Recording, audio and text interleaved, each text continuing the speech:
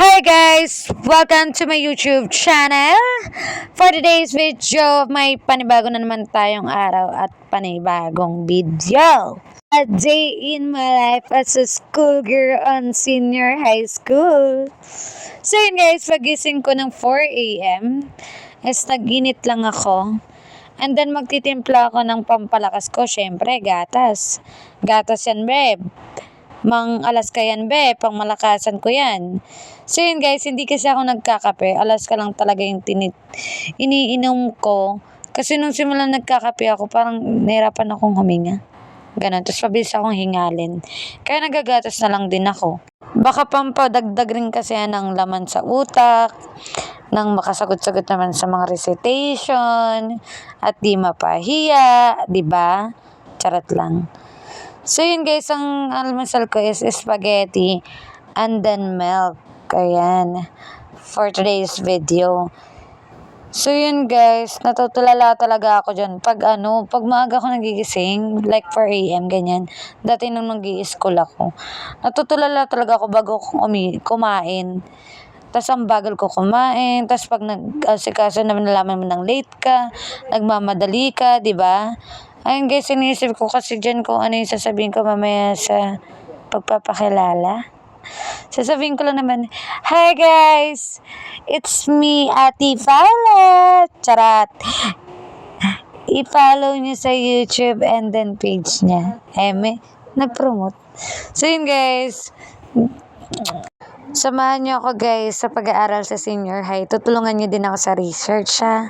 Tsaka sa mga accounting ha. Charot lang.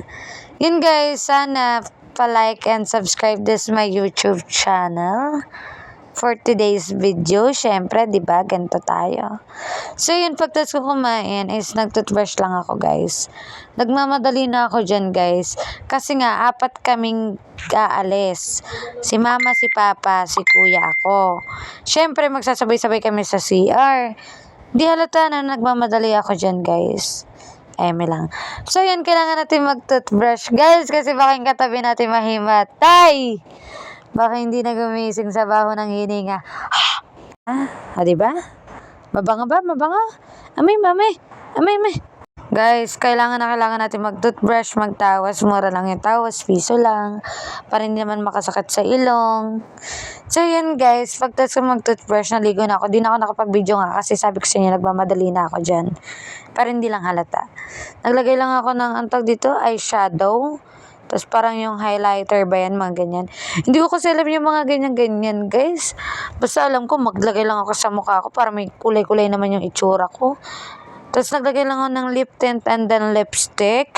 Yan lang yung alam ko, hindi ako marunong mag-contour, what else, pag-foundation.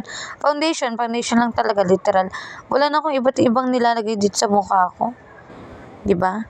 Kasi hindi ako sanay mag-makeup. Final look, normal look. Maganda kahit walang makeup. Charat, binuhat ko na naman yung sarili kong bangka. Charat lang guys. Basta hindi ko talaga hilig mag-makeup.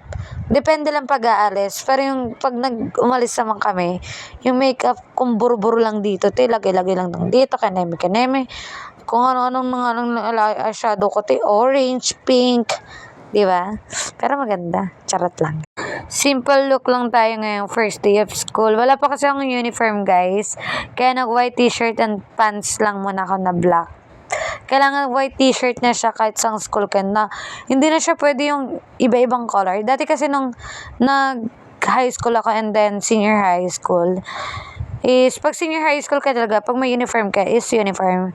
Dati yun sa pinagpasukan ko guys kasi private school siya. Like pag PE, kailangan bumili ng PE uniform. Bawal kang etc. kahit anong damit lang. Depende pag wala ka pang PE uniform, white t-shirt talaga or black pants. Kasi sa ibang school, katulad diba nakakamiss nga guys, yung diba dati pag Friday is PE uniform kahit anong sasatin mo pwede nung high school life. Tapos ngayon nung naging senior high ako noon, parang sabi ko, hindi pala pwede na mag-civilian. As a formal ka na talaga na pag Friday is PE. Hindi naman Friday PE namin. Like Tuesday. Iba-iba kasi siya guys pag senior high school. Sa update ko na kayo guys dun kasi sa dati kong school, like one subject, 4 hours, 3 hours. Yun lang yung pinakamababa niya. One day, 2 subject or 1 subject.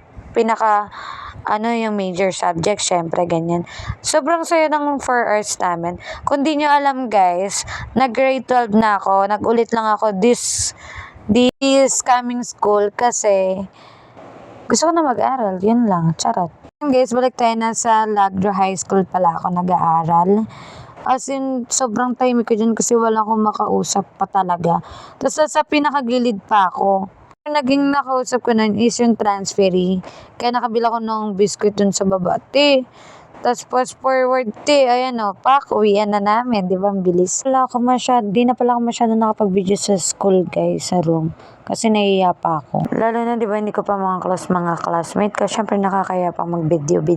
Tapos yun, guys, update ko lang kayo. Sobrang nakakapagod yung first day of school. Wala pa kami masyadong ginawa, pero napagod na yung utak ko, Dahil siguro dun sa parang wala na yung laman yung utak ko, nagkakalaman lang, nabibigatan na siya ba. Ayun nga, guys, nagka-pimples na kagad ako dyan, hindi pa kami sumasagot ng accounting, ng research.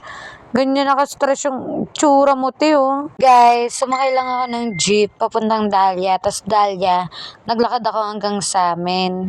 Tapos pinakita kong aso dyan. Sabi ko naka-video ka, be. Mga inaano dyan, ha? Kagating kita.